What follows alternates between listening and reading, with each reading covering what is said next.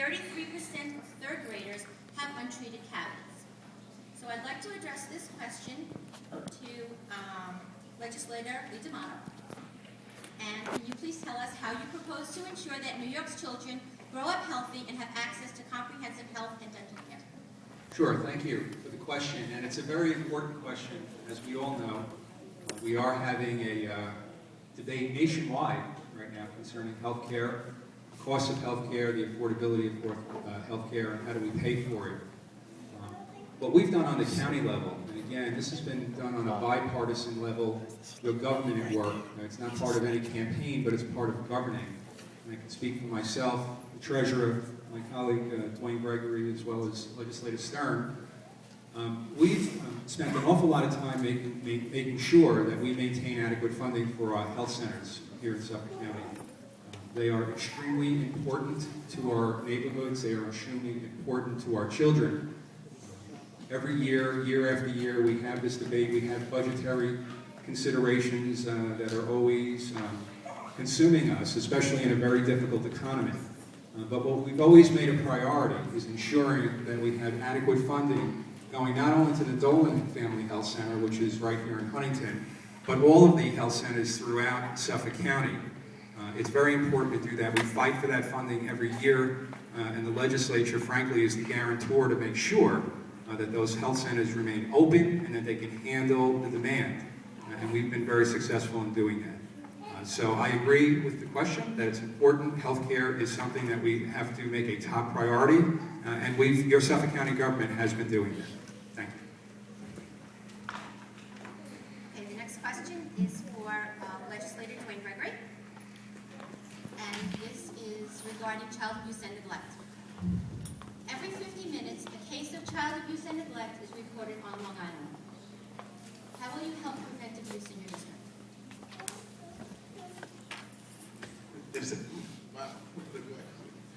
Yeah, it is, but it's an important question. I think our number one priority as elected officials is certainly to protect our children. Child abuse and neglect happens far too often in our families and our communities. And I think, we have to support those organizations. These politicians never do. There are others out there that work specifically on this issue. I'm sure that they have funding, that they're out in our schools, out in our communities, educating and providing workshops and programs for prevention.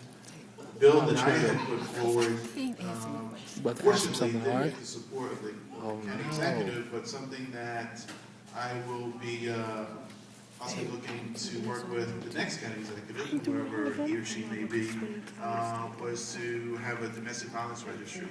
And why that is important is statistics show that 75% of children that witness domestic violence are more likely to become aggressors themselves when they grow up. So that's a silent epidemic that is not only prevalent in Suffolk County but throughout the country. We've had over 30,000 reported incidents of domestic violence in Suffolk County in 2009. Much more than that. We certainly can never do enough to address this issue, and I will continue to make it something that's important part of my agenda. By doing what? That was a budget answer.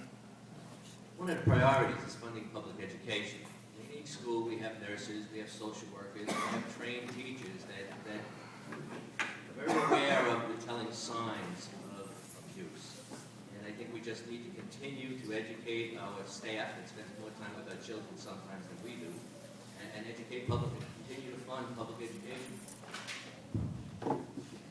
Just to add to that, as a teacher for 34 years on a middle school and high school level, I know that the schools are very, very vigilant in watching for signs of any type of abuse or any type of problems that children might have. And we're obligated as educators, if there are signs of this, to report right away to an administrator these signs, and then the next step would be Child Protective Services or to report any kind of incidences. This is trash. So again, I think groups like schools and supporting public education, church groups, synagogues, they're all very much part of the networking system to protect our children. And again, we need to constantly support that. Children depend on us to What would you protect ask? them. We need to do that, and I think that we can continue to do that better. We have synagogues, we have educated people in the school. What other than that are you going to do? And they're saying the same shit. They don't know. That's what it is. I have to respond to the healthcare question. Oh, okay. I can respond to that. I understand, but I think that question is uniquely designed for, and so I'll be, extremely brief. We need to provide health care for all children, and one of the things that I think that we have to do is I have to work with my colleague. I've never turned a child away from my doors who required specialty care with or without insurance, and we need to really work with organizations such as the Dolan. I think that even if the child doesn't have insurance, we need to make sure that they receive the care that they need. Thank you. Okay, so you brought up the Dolan, and we actually received a question today from one of the parents who came by, and she wrote, I heard that the Dolan Center in Huntington, which provides low-cost health care, is losing all its funding on Monday. What role can you play, Kelly? And that could be anyone who would like to answer this. I'll just pick up where I left off, and thank you for the question again, and I'll be brief. As I mentioned earlier, we fight very hard for Dolan. We, meaning all of us in county government, fight very hard to keep all our health centers, including Dolan, funded. As you may know, this year, the state pulled the rug out from under us and cut our funding way down. And the support that the state gives to the health centers is so important. And through intense negotiation with the state, we were able to secure some of that funding back. What the questioner is referring to is, I believe in the proposed budget now, the county executive has proposed to cut the funding to zero for the Dolan Health Center. And I can assure you that myself and I think my colleagues will be fighting as hard as we can to make that change. We're going to ensure that Dolan has the adequate funding it needs, because it's much more expensive if you don't have the health center. Individuals then wind up in an emergency room, or they wind up going to a neighboring health center that just gets overburdened. Zeroing out funding for a particular health center doesn't make any sense. And as far as I'm concerned, if I'm still a legislator going into next year, I'm going to do everything I can to ensure that that funding remains intact. Thank you, Lou. I'm happy to hear that, because as the next county executive, and having been a member of the Suffolk County Legislature, I understand how our healthcare centers work and how important they are to the healthcare delivery system here in Suffolk County. Unlike Nassau County, which has the Nassau County Medical Center, which is one huge operation that was threatened and had to be turned into a separate corporation, our health centers here are community focused, and we work in partnership, these public-private partnerships with the hospitals. And I have engaged in conversations. I met the gentleman from the Dolan Health Center, actually at the Huntington Fall Festival, and we had quite a conversation about it in our meeting to discuss it further. But it is important to maintain this kind of model, really, for the healthcare delivery system in this county. We have to provide adequate funding, because as Legislator DeMauro said, if it's not there, if the health centers aren't there, and people can't get the critical care that they need, they're going to be going to the emergency rooms, and that's going to be a far more expensive option in the long run. So we can't, again, as I said earlier, the county executive can't issue these kinds of edicts. You've got to be working in partnership with the legislature and the healthcare provider community and everyone else, all the other stakeholders, to address these thorny issues. But it's got to be from experience.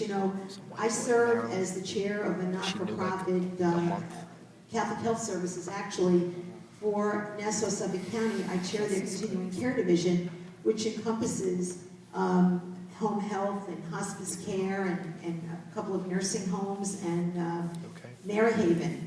And I know full well what is happening in Albany with the cuts in funding.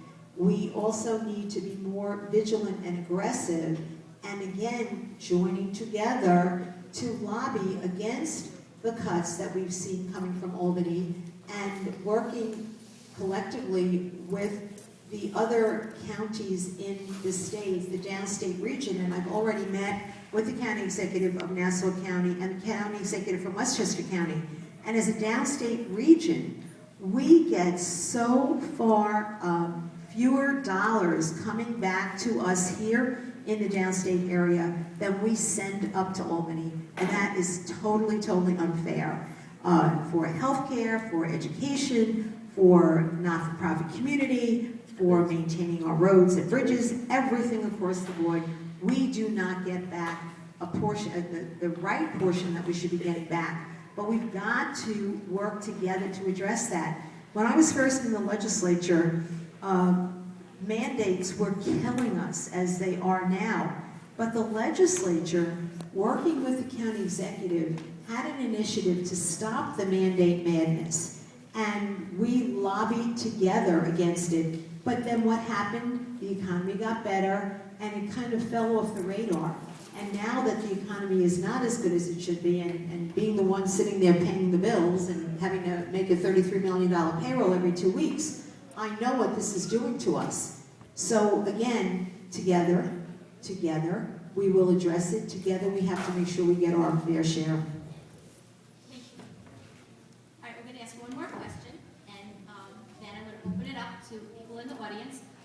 And if you wouldn't mind, could you please answer this next one? Thank you. We had today several of our volunteers who are from the Longwood School District, and this actually comes from the senior class of Longwood High School. Due to the budget cuts, Longwood High School, alongside many other high schools, such as William Floyd, has lost many of their extracurricular activities. If you are elected, what will you do for these schools? There's one of our Longwood High School seniors right now. You know, I think that, first of all, the county executive and the legislature for that matter really does not have any say over how the schools are run and how the funding should be allocated. But what the county executive can do is raise the discussion on how our educational system is being funded and get, and I don't mean to be pounding home this redundant message, but it is so important. We need to bring together the school superintendents. We need to make sure that collectively they are addressing the cost of education from the areas that they can make cuts, not in the classroom, not for programs for kids, because these programs, these after-school activities, these programs that are in place are preventative programs. You can't always quantify the incredible benefit that that brings to our children and really to our economy. Because if you're keeping kids engaged and they're involved in after-school sports and band and clubs, robotics, whatever the program is, they're not getting into mischief. And when they do get into mischief, and they have to go into the system, and they have to go to probation, or God forbid they have to be sent away, that costs us far more than the programs do. So what can we do? I was at an event at Dowling College, and I was asked, if you're a county executive, what are you going to do about education and the cost of it? And again, I said the same thing. I said, but what we can do is start a discussion on funding that makes sense. Many states in this union, Virginia, Maryland, have county-wide school districts. And if we were to propose that right now, everyone would go, I don't know about that. I don't want a county-wide school district. And I want my, Stimson Middle School, and I want to have Longwood. I want my own school. Well, you know what we can do? We can look at town-wide school districts, because everyone, I think, can feel comfortable with the fact that they live within the town of Huntington and they have a governing structure for the town of Huntington or Islip or Babylon and across this county. And I'm proposing that we have one school superintendent for the district of Huntington. Nothing changes as far as your schools, your Stimson Middle School, Wildcats will still be the Wildcats, the teachers, the principals, but the governance, the running, the day-to-day operation, that you have one superintendent instead of maybe the 14 or 15